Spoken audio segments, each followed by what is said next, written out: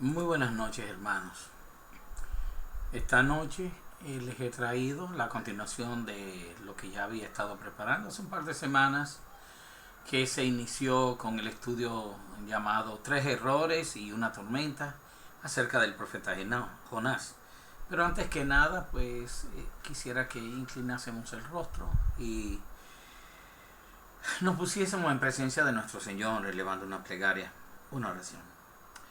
A ti, oh Dios Padre omnipotente, Dios de misericordia, Dios de amor, pero también Dios de justicia. A ti, Señor, en estos momentos nos presentamos ante tu trono de gracia, Señor, pidiéndote que nos veas con ojos de misericordia a todos y cada uno de nosotros. Y nos dé la fortaleza, Señor, que necesitamos para seguir adelante. Que a través de todos estos sucesos a nuestro alrededor nos ayudes a fortalecer más nuestra fe y buscar un mayor conocimiento a través de la oración y del estudio de la palabra acerca de ti, Señor.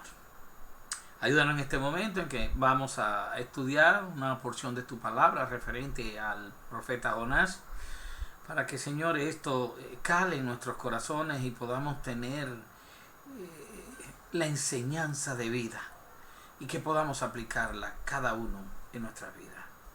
Todo esto lo hacemos dándote gracias en el santo nombre de tu Hijo Jesús. Amén. Pues muy bien, hermanos, como ya les decía, hace unos días les estuve hablando acerca del profeta Jonás y se llamó Tres errores y una tormenta. Y traté esa vez acerca de los desaciertos cometidos primero por el profeta Jonás y luego por los marineros que capitaneaban la nave en donde iba Jonás. Pero esta vez quiero comentar acerca no de errores, sino de una correcta acción que tomaron los habitantes de Nínive frente a la predicación del profeta Jonás. Y por eso le hemos llamado esta noche a este pequeño estudio una conversión genuina. La lectura se encuentra en Jonás capítulo 3 del 1 al 10. Y dice así la palabra de Dios. Vino palabra de Jehová por segunda vez a Jonás diciendo: levántate y ve a Nínive, aquella gran ciudad, y proclama en ella el mensaje que yo te diré. Y se levantó Jonás y fue a Nínive conforme a la palabra de Jehová.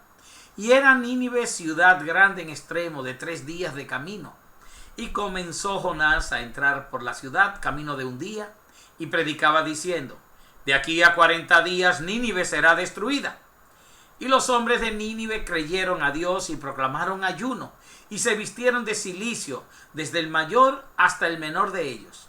Y llegó la noticia hasta el rey de Nínive, y se levantó de su silla, se despojó de su vestido, y se cubrió de cilicio y se sentó sobre ceniza.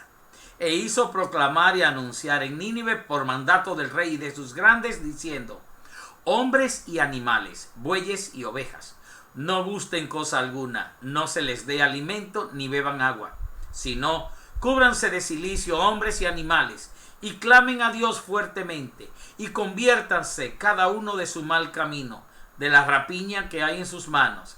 ¿Quién sabe si se volverá y se arrepentirá Dios, y se apartará del ardor de su ira, y no pereceremos? Y vio Dios lo que hicieron, que se convirtieron de su mal camino, y se arrepintió del mal que había dicho que les haría, y no lo hizo. Bueno, lo primero que vamos a recordar es que los ninivitas eran asirios. Era un pueblo fundado por Nimrod, hijo de Can, el famoso Can, que era hijo de Noé. Por lo tanto, el fundador de la ciudad, Nimrod, era bisnieto de Noé. Todos ellos, los hombres de Nínive, eran reconocidos como guerreros aguerridos, despiadados y crueles, además de sanguinarios, claro.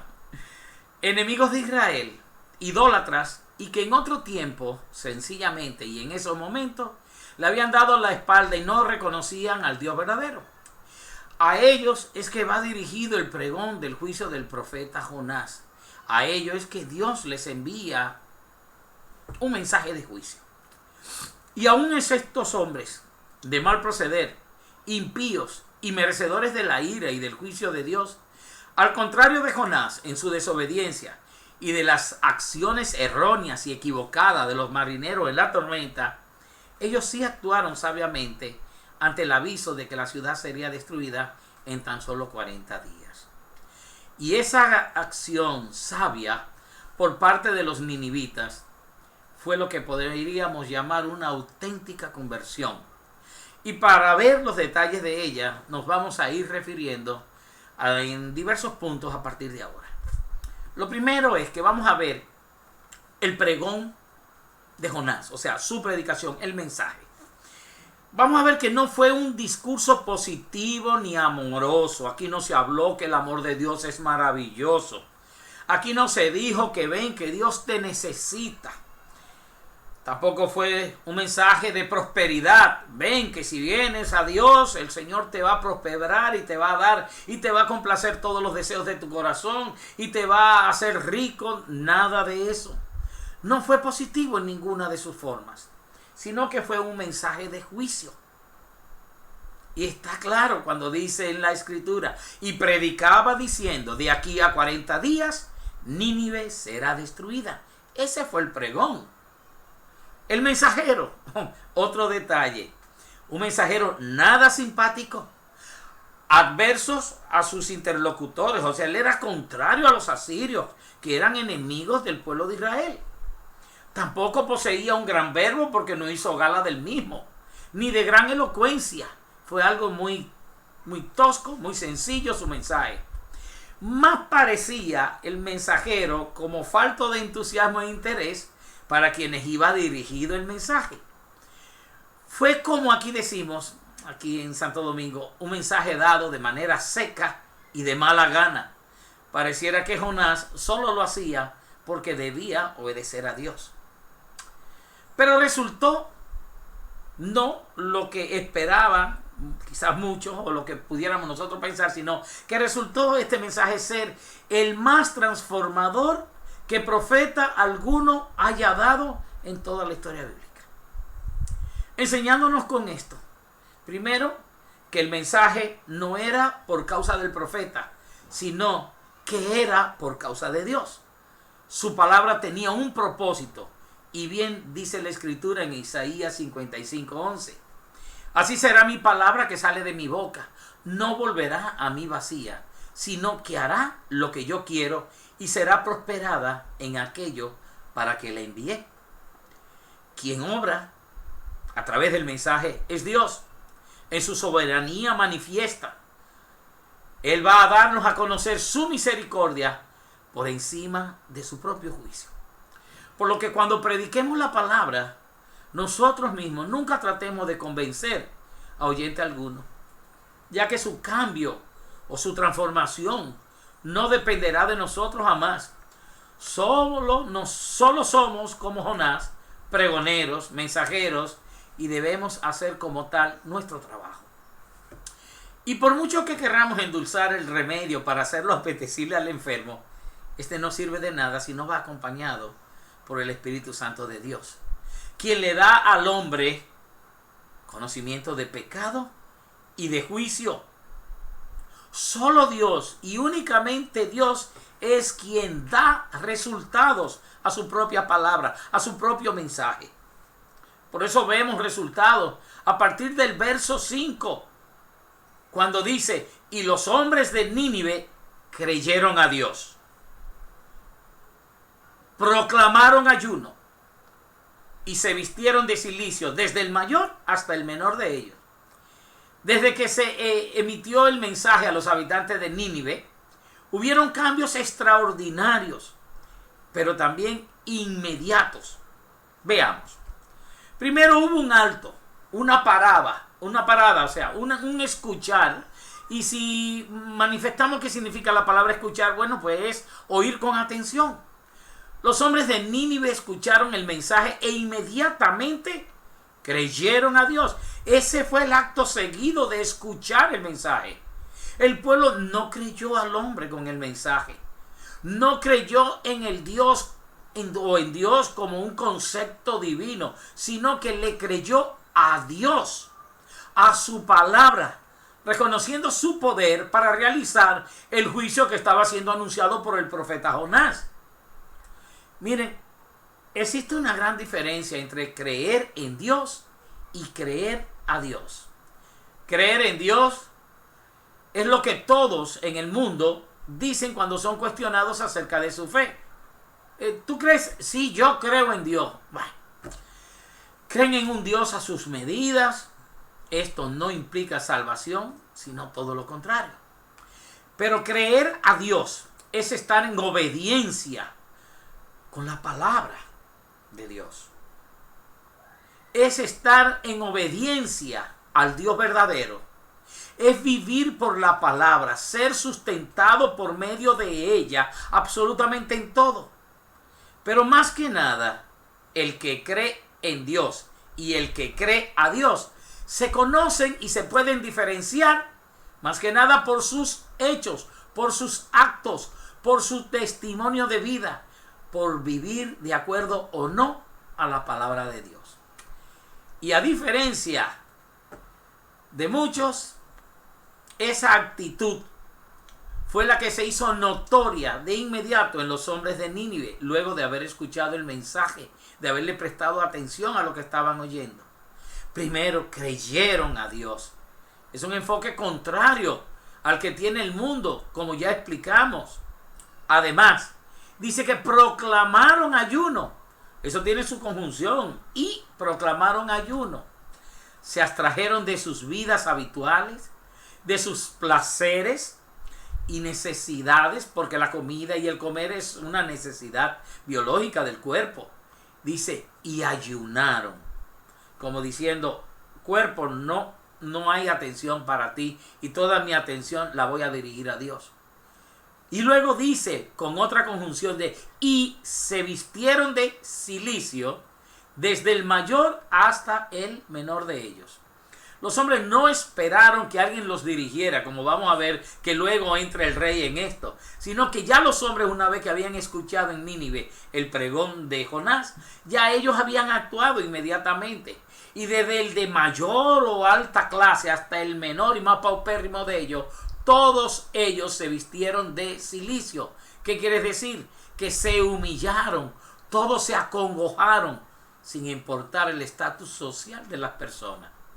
Fueron cambios verdaderamente drásticos e inmediatos que hicieron evidente que le habían creído a Dios. No como otros que dicen creer en Dios, pero no hay cambio alguno en sus vidas que evidencien su fe. Y nos relata además las Escrituras en el versículo 6, que cuando llegó la noticia hasta el rey de Nínive, dice, y se levantó de su silla, se despojó de su vestido, o sea, sus trajes reales, y se cubrió de cilicio, saco y ceniza, y se sentó sobre ceniza. Llegó la noticia ante la máxima autoridad de Nínive, el rey. Su actitud no fue diferente a la de los hombres sobre los cuales él gobernaba, los hombres de Nínive. Aún a pesar de su rango y su posición real, él se levantó de su silla, dejó su puesto, dejó su trono y se sentó sobre cenizas. Parece la imagen de un desposeído, de un pordiosero digno de lástima. Y esos somos realmente los pecadores delante de Dios. Y a pesar de todo, Dios muestra su amor y misericordia para con los hombres por medio del mensaje de la cruz. La actitud del rey muestra su humillación verdadera, auténtica, y todo ello resultado de creerle a Dios. Pero no todo queda ahí, no, ya que el rey también emite un decreto, y dice el versículo 7, e hizo proclamar y anunciar en Nínive por mandato del rey y de sus grandes, diciendo, hombres y animales, bueyes y ovejas, no gusten cosa alguna, no se les dé alimento ni beban agua, sino cúbranse de cilicio hombres y animales. No tan solo él, sino todo lo que como rey de él dependía, todos quedaban sujetos a igual acto de humillación y ayuno, incluyendo los animales, seres irracionales. Y aún faltaba la mejor parte de su edicto real, la motivación para el mismo. Y lo vemos en el verso 8, en la parte B, y dice, y conviértase cada uno de su mal camino, de la rapiña que hay en sus manos. Conviértase. En el Nuevo Testamento la palabra griega que se utiliza para este verbo es metanoia y la misma significa un cambio. De ahí la palabra metamorfosis, que significa cambio de forma. Pero en las escrituras significa un cambio de mente. Un cambio de mente, sí. En las escrituras es de la manera en que veíamos el pecado, ya no lo vamos a ver más, sino lo vamos a ver ahora en adelante a la manera en que Dios lo ve. Como algo contrario, desagradable, malo, aborrecible. Además, metanoia significa un cambio de proceder. Lo que antes nos dominaba en la carne, ya no nos dominará más. Ya no estamos sujetos a ello. También significa un cambio de dirección, un giro de 180 grados. Es caminar totalmente en la dirección opuesta de a donde íbamos. Si ibas hacia el norte, es cambiar completamente hacia el sur, la dirección contraria. Y a esta conversión, esta metanoia, solo se da si está previamente seguida de un verdadero arrepentimiento. Por lo que no existe conversión sin arrepentimiento. Eso no se da, es imposible. Son dos cosas, son dos aves de un mismo pájaro. El arrepentimiento sin conversión es pura hipocresía. Pero desgraciadamente, esto estamos muy habituados a verlo hoy en día en la mayoría de los arrepentidos, entre comillas, de la actualidad de nuestros días. Y la ciudad de Nínive se arrepintió y se convirtió, toda ella como resultado de haber creído a Dios. Resultado de haber creído a Dios. Además del arrepentimiento y la conversión, el mandato real los dirige hacia el único que puede salvar al hombre. Aquel contra quien todos ellos habían actuado. Contra quien todos ellos habían pecado. Y dice el verso 8 al final.